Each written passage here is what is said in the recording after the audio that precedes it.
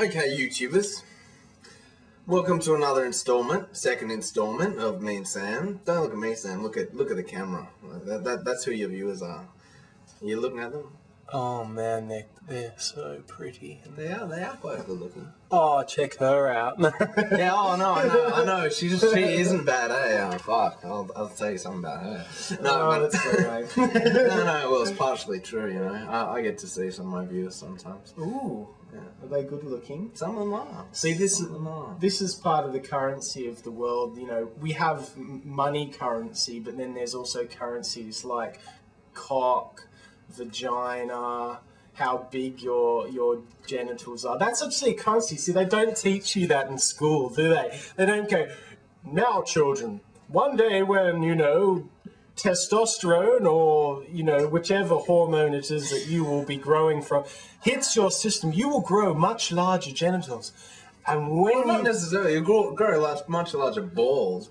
No, but you grow like your genitals, they blossom, you know, they come to, and they never told you in school, when you hit the workforce, you will be judged on the size of your genitals by quite a lot of people. Like, it's not like a currency that you're aware of when you're a child, that you don't think. Well, that's taking it to an extreme. Not in the workplace, but, you know, in society, you know, when you're trying to get around, you know, I mean, you'll be judged by other people, by, you know, your looks and things but like it's that. like a currency, you know? It's like people don't tell you that. It would be useful to know this stuff, I reckon. Or as long as you're beautiful on the inside, that's all it Oh, that's bollocks. Of course. That is such bollocks. If you go to any average, you know, outing into like a club or a party or anything like that, what do people judge you on? And what do you judge people on as well? Yeah, you can't help it, can you? You just do. And you may like dance around going, oh no, I really like people for what they, you know, say on the inside. No, you don't, because you've got all these issues about people with, you know, heaps of money or massive boobs. Okay, now it depends if that's going to be a sexual relationship or not, because I love all kinds of people that I would never go near sexually, okay? Like, take Erica, for example. This 55-year-old woman that I once lived with for a short period, I visited with every day when she owned a shop and lived up the road from me. I loved her as a human being, you know. We were almost like soulmates, and to the extent where people like Sam and my other mates that were having a relationship, I've gone into this before, so it's irrelevant now to you. But I mean, the point is that you can... You know, you can find someone, a wonderful person, just judging by their personality. I mean, unless you're looking at them on a sexual basis, you know, I mean. No, but the power of sexuality runs through all things like a force. You know, and whether it be that, you know, platonic friendships and such are at some level a sexual interaction, all things, you know, inanimate objects have sexual power. You only have to look at, like, some sculptures and stuff like that and you go, whoa, it's a bit raunchy. But you know what I mean? It's like there's these currencies in life that people don't even speak of. It's like status is attributed to it, you know, people's like the shape of things. Why are some cars better than other cars? It's like you don't go like immediately lifting up the bonnet, do you, and just going, what are the credentials of this mobile? Now you look at it and go, oh, I like that. I like that shape. And like shape is important. Why is shape important?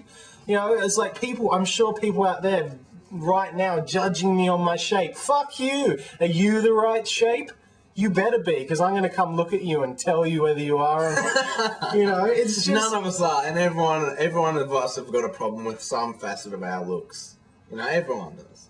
You know, no one can look at themselves in the mirror and say, oh my God, I'm perfect. Oh, I don't know. There's been points in my life where I've gone, pretty close. Yeah, no.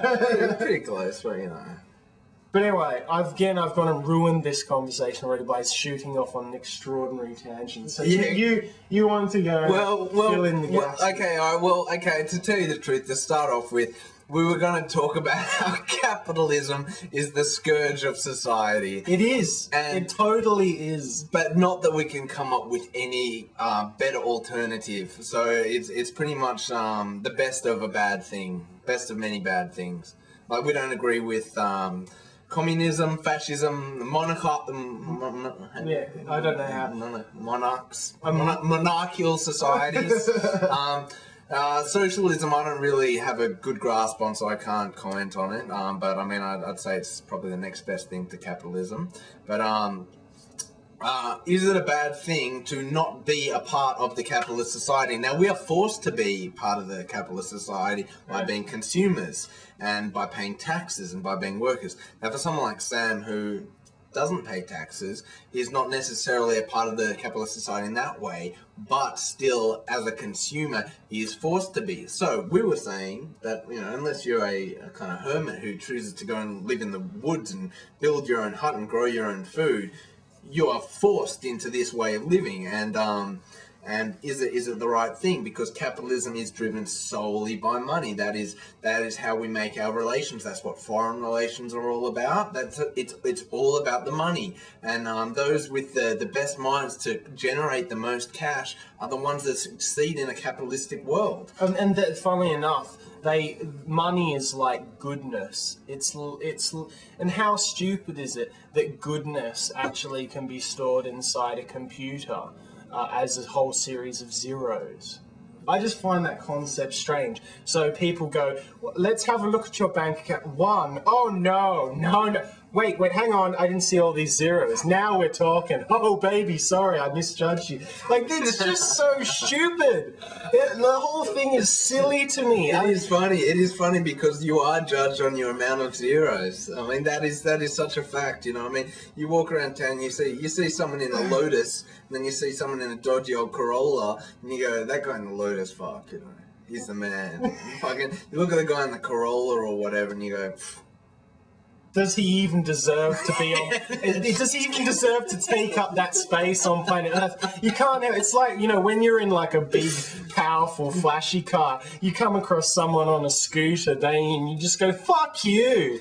You know, get the fuck out the road. Feel so left out because we're not part of that, you know, the higher echelons of fucking society that drive Lotuses and Ferraris, and we never will be. Well, we might be, actually. I don't care. It's just a car. Point in case. No, I'm not talking about cars. I'm talking about being in the not high. To put a point on it, right? You're in a car, aren't you? And then there's someone on a bicycle, and you think to yourself, "Fuck off." Like, the RTA has this, in Australia, the Roads and Traffic Authority, has a stupid rule that says that bicycle riders have an equal opportunity to the road.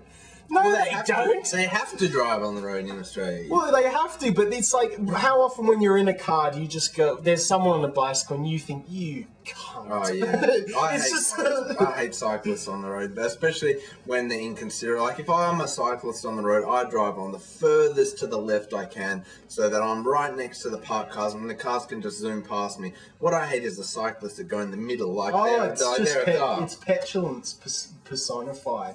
That, you know, everyone knows that, yes, the RTA states that a bicycle user may ride their obnoxious, very, very cheap thing in the middle of the road. You know, everyone else's car has operating speeds in excess of 100 kilometers an hour. What's their top speed?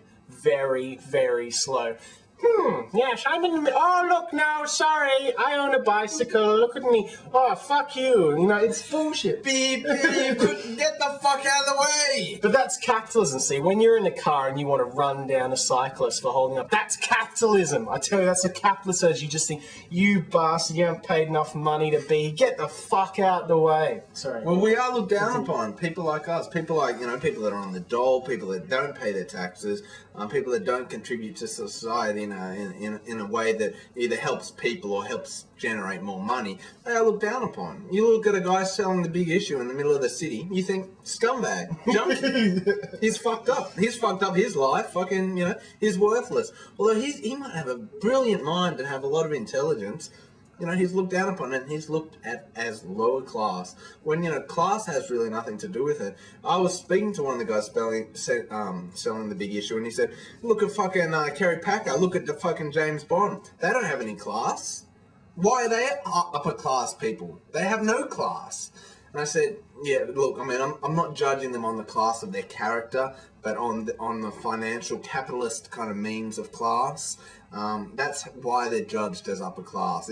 That's why capitalism, in our opinions, is kind of fucked, because it is judged solely on money. Well, look, one thing, I can make money. I've learned how to make money now, okay? I can do it. And you can do it in an honest way, or as honest as you can, and then you can do it in dodgy ways, like slightly dodgy, just not really dodgy, but a little bit dodgy, or just, and it seems to me that the dodgier you are, like whether it is you invoice people twice, like say you're in a big corporation, you know, when they're doing their finances and accounts, they have trouble keeping track of their records. I heard of this guy that just invoiced everybody twice for the same work, and they would just send him his money twice, and often it would just get lost in the system. These little tricks and stuff work, you know, hiding your earnings from the government so you don't get taxed as much. That's like a professional career. We're winding up this one like a word to your mother. You ready? All right. Word to your mama.